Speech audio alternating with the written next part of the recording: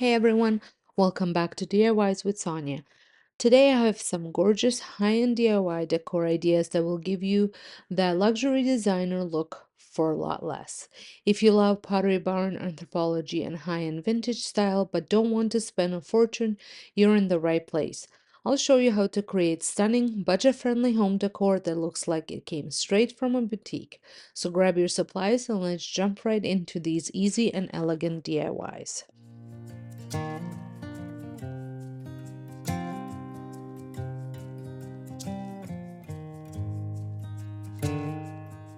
For the first project, I'm starting with a planter transformation. I picked up a pre-mixed can of beige brown paint at a discount because it was a miss tint, such a great way to find high quality paint for cheap. I also found a planter with an attached saucer at the thrift store, which became the perfect base for this DIY. Inspired by Pottery Barn's small decorative pots, I wanted to add texture and character to make it look like an aged clay or a stone planter.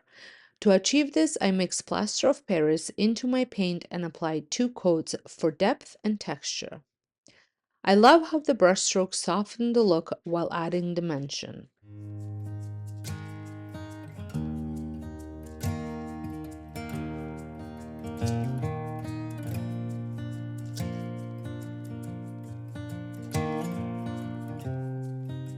I plan to use this for fresh basil since I cook with it multiple times a week. Since I also painted the inside, I'll keep the plant in its original container for food safety. If you try this, you can also use terracotta pots and paint them along with their saucers. This DIY proves you don't have to spend a lot to get the high-end look you love.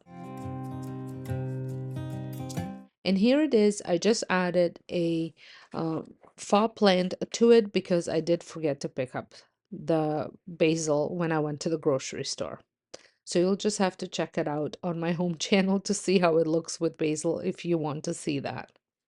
Moving on to the next project, a vintage inspired gold frame. I had this 5x7 inch frame with this 4x6 opening from Dollar Tree that cost me around $1.25. That was before the prices went up to $1.50. To transform it, I use my favorite metallic gold spray paint, which I also love to use during the holidays.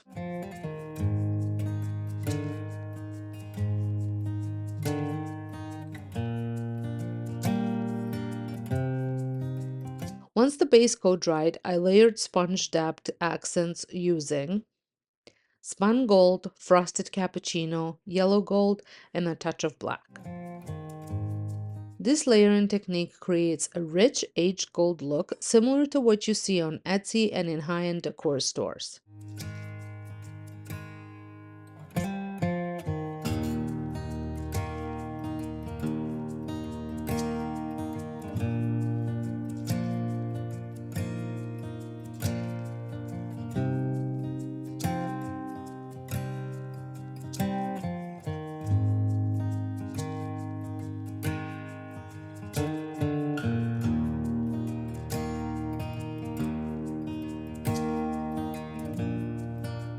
I'm going to go in again with the same colors but adjust the balance slightly, applying a bit more of the one over the other.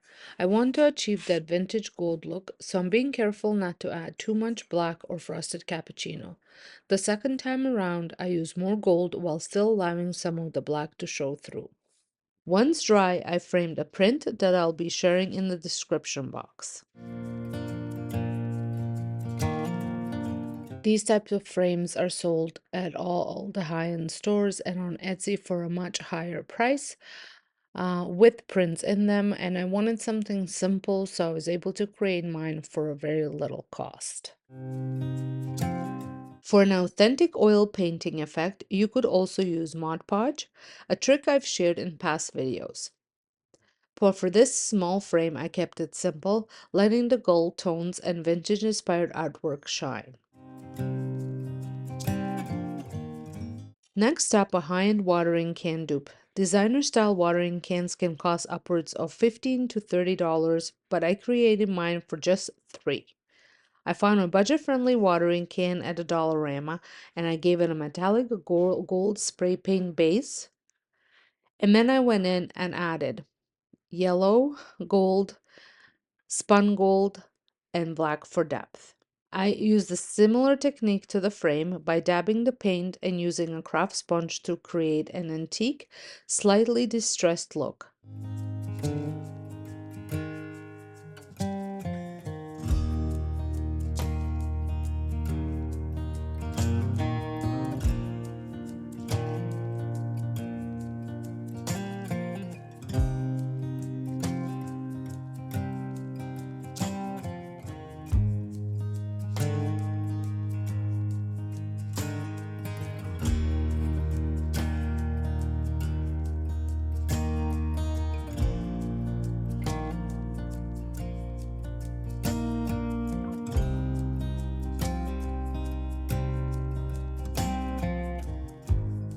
The final result, a vintage inspired piece perfect for styling in home decor or an indoor garden setup.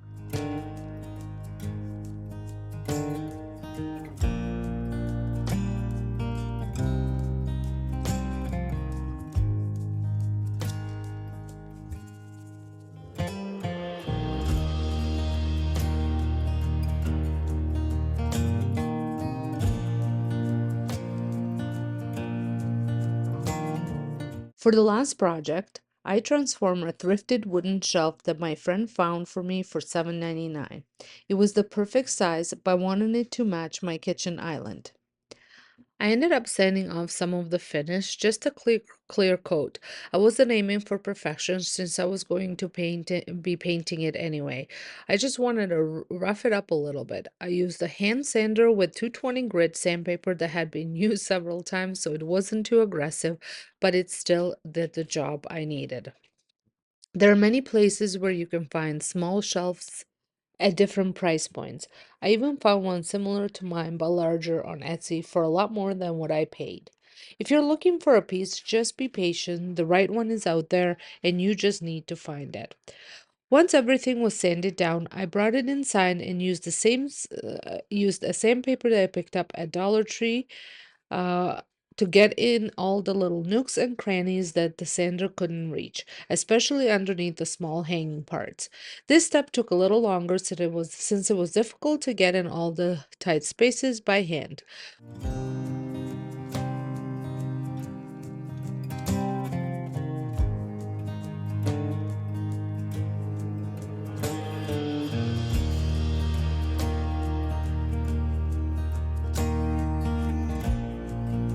Once I was done, I wiped everything down with a damp paper towel. Once prepped, I mixed up my beige brown paint.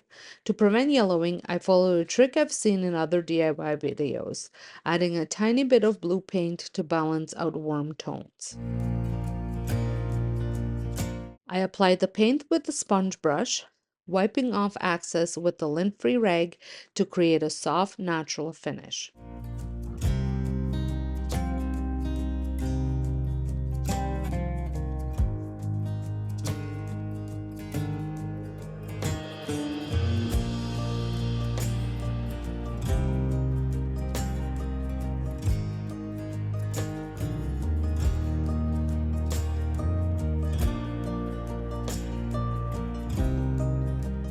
I worked by sections so that way the paint did not dry on me. If it happens that you are working on a larger section, just make sure you have a bottle of spray bottle with some water in it so you can keep your paint wet.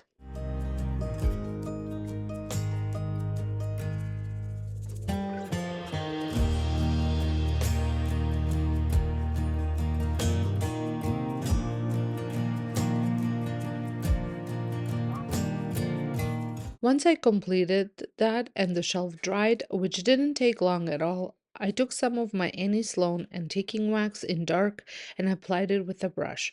The brush I used was similar to stippling brush, and I worked in very small amounts at a time, brushing it out as I went.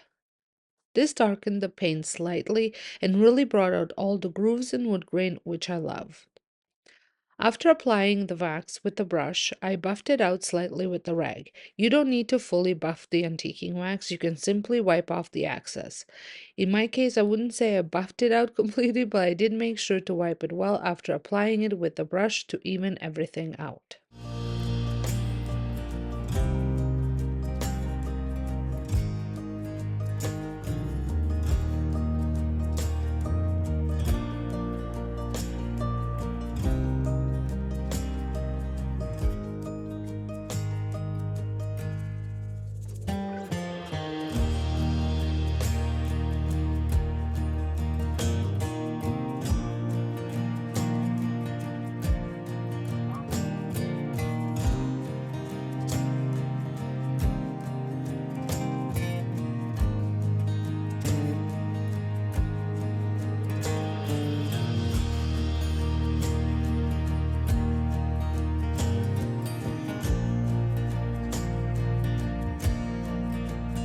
Initially, it looked slightly greenish, but as it dried, it settled into a warm, rich tone that matched my island perfectly.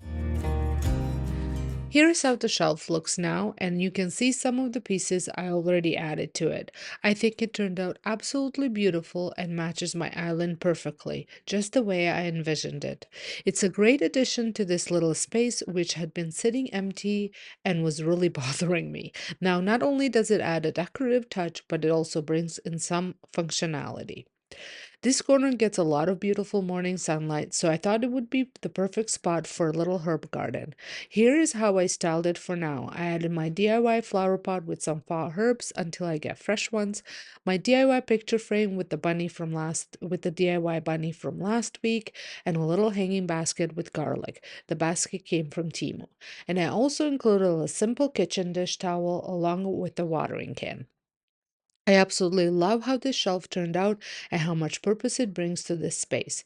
It not only fills the empty corner beautifully, but also adds warmth and charm to my kitchen. And that's it for today's gorgeous high-end DIY decor. I hope these ideas inspire you to create budget-friendly pieces that look like they came from a designer store. If you enjoyed this video, don't forget to give it a thumbs up, subscribe, and hit that notification bell so you never miss a new DIY. See you in the next one. Happy crafting!